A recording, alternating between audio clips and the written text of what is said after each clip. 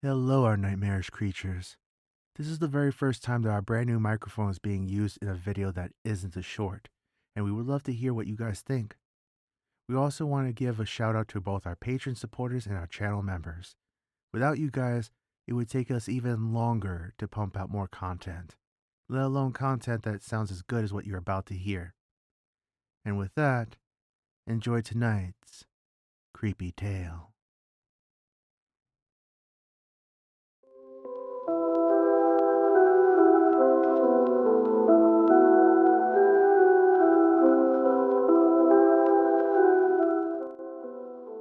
They called us the lab rats. 3 kids conceived in a lab, born in a lab, and raised in a lab, only existing to be pawns in an illegal science experiment. Although, I suppose illegal may not be the right word for it. Can the government do something illegal, or is it okay because they're the ones who make the laws? This information, and my existence in general, is heavily classified. Only a few people even know I still exist. Well, I guess more people will soon. My name is Subject 406, named after my time of birth. The other lab rats were 403 and 410. I was the middle kid, younger by 3 minutes and older by 4. I always thought Alex would have been a lovely name for me, but I was never allowed to be called that. What was the false god experiment? Well, that's a good question. I'm still not entirely sure. From my understanding, a group of archaeologists discovered an idol from ancient ruins in South America. A long since extinct group of people worshipping a god nobody had ever heard of before. Below the idol, words were inscribed. Translated, roughly meant, "He who prays to the false god will face the wrath of horrors unearthly." They were incredibly curious as to who this false god was and who wrote this warning. Upon further exploration of the ruins, they discovered many rituals and shrines to the false god, and came to the conclusion that this ancient civilization once prayed to the false god, and faced whatever horrors they warned us against. The only question was, what horrors? That's where we came in. 3 children born specifically as sacrifices to whatever horrors we were about to face, raised to perform ancient rituals to pray to our false god. For as long as I can remember, that's all I knew. We woke up, we ate stale bread as we prepared an elaborate meal for the false god, we prayed in front of his statue, we gave him an offering, then at night, we'd be taken to a dark room to perform the ritual. Then, we'd be put to sleep, to wake up again. The ritual scared me when I was little. The room was dark, save for the glowing eyes of our false god. The statue was scary. It depicted the false god, sitting on a throne made of thousands of hands holding him up. He had sharp, inhuman claws, and above his glowing red eyes were long, deer-like horns. In order to perform the ritual, we were to draw a small amount of blood from our hands and smear it onto his throne. Then, we were to close our eyes and chant and pray. We were only to be allowed out when the scientists opened the door. We could never figure out how to get it open from the inside. It was scary, but it was all we knew. The artificial sandy houses we lived in to replicate Latin America that suddenly cut into all white modern walls when you reached the laboratory, the stale bread, and the false god. For a while, he scared all of us. When we prayed to him, we used to pray that he would never hurt us, because we were so terrified of his ever-growing presence. But one day, we were about 7. I don't know how old we were, or even how old I am now. This is my best guess. Subject 403 became ill. We don't know how. Our lab was supposed to be quarantined, but since we had weak immune systems from being raised in a sterile laboratory, 403 was not doing well. Because of this, Dr. Milov, the head scientist of this experiment, suggested something to 410 and I. Perhaps if you pray extra hard and prepare him a fantastic offering, he will heal Subject 403. He said to us through his observation window. We were still frightened of the false god, but looking at 403's condition, we really had no other choice, as we knew the scientists would let them die if they had to. They didn't care about us. The next day, we put extra care into his offering. I had never worked so hard in my life. As we placed it down in front of the false god statue, we prayed, for the first time, not just for him not to hurt us, but for him to protect us, to heal Subject 403 from their ailments and ensure all of our safety from whatever 403 caught. I even drew a little bit of extra blood from my hand during that night's ritual, just to be sure.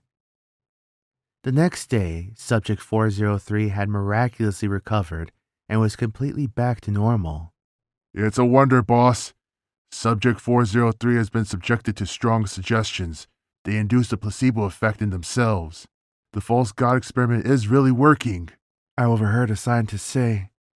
Subject 410 and I exchanged glances.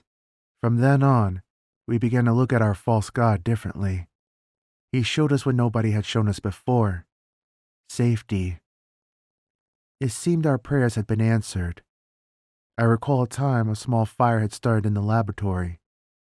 Nobody was killed, but some equipment was destroyed and a few scientists suffered mild burns. Our wing was the only one left completely untouched. Another time, the laboratory kitchen became infected with E. coli, and all the scientists became ill. Despite 403, 410, and I consuming food contained in the same kitchen, we remained healthy. We became attached to him. He was the first being I remembered feeling love for. It didn't take long for us to begin praying to the false god more. We would pray for better food. The scientists would decide to feed us a full meal instead of our regular bread. We would pray for longer sleep. We would all wake up fully rested. The better the offering, the more blood drawn, the better it worked. However, we soon began abusing this newfound power. Dr. Milov was a bad man. Most of the scientists didn't necessarily care about us, but it seemed that this man had pure disdain for us. He would verbally abuse us, and in extreme cases, he would even beat us. So, we did what we knew we should. That night, we all cut a deep cut into our palms and smeared it onto the false god's stone throne. I cut so deeply, it was still bleeding in the morning. We then prayed for him to give Dr. Milov what he deserved. We didn't see him again after that. Freak accident on the drive to the laboratory. That night, we were given the news that the false god experiment was to be defunct in a short while. I tried to protest but was shut up. But what will happen to God? Subject 410 asked. There is no God, 410. A scientist snapped at us. You have been praying to nothing. We have led you astray, and there is nothing coming to save you. Your last night here is tonight. From what I heard that night, in the morning, we were to be executed. They didn't want the public to find out about this experiment, and if killing us prevented their secret from coming out, that's what they would do. That night, we devised a plan. One last prayer to our false god. One shot in the dark to save our lives. We drew more blood than ever before and gave him the strongest prayer we've ever done. Please, save us. Please, no matter what it takes. For a while, nothing happened. We were distraught. Was our God really false? But then we heard a loud noise. Alarms in the laboratory began going off, and suddenly scientists were all around us. They tried to detain us, but somehow they couldn't go near us. Strong winds began blowing, and the scientists were all lifted into the air. Suddenly, something appeared from the sky. From his dark body, to his glowing eyes, to his long antlers, 403, 410 and I knew who it was. The false god. He stared down at all of us. The scientists had a look of terror on their faces. All of a sudden, he who prays to the false god will face the wrath of Horus unearthly, took on a new meaning. Our god was not the false god after all. We watched as all the scientists around us faced unearthly Horus, and us 3 children were protected by an unseen force. After all the carnage was over, we stared up at God. He gave us a look of understanding before placing his large hand gently on our foreheads, one by one. Then he disappeared. That was years ago. It was obviously covered up by the government. I still live in a secret base location. Not much is new. I will say, however, accident after accident in our base has occurred, yet I and 2 other patients have remained unharmed. And as we bandage up our hands for what seems like the 1,000th time tonight, we reach this question out to you. Who have you been praying to?